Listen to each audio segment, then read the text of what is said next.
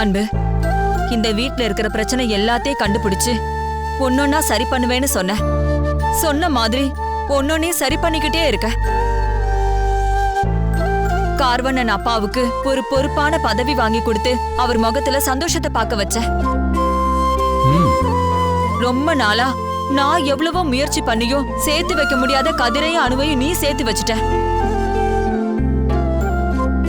ரொம்ப சந்தோஷமா. எனக்கும் சந்தோஷமா. கதிரே, அனுதான் இப்ப சரியாயிட்டால, அப்புறம் ஏன் நீ அவளை அங்கேயே விட்டுட்டு வந்திருக்க? வீட்டுக்கு கூட்டிட்டு வந்திருக்கலாம்ல.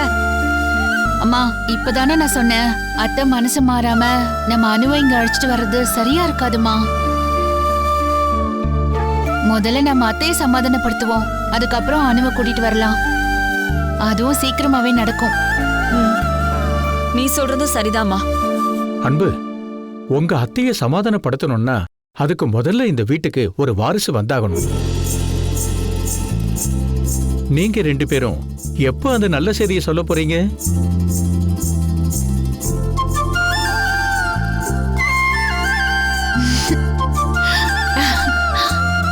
இன்னும் வெக்கப்பட்டு சிரிக்கிறா.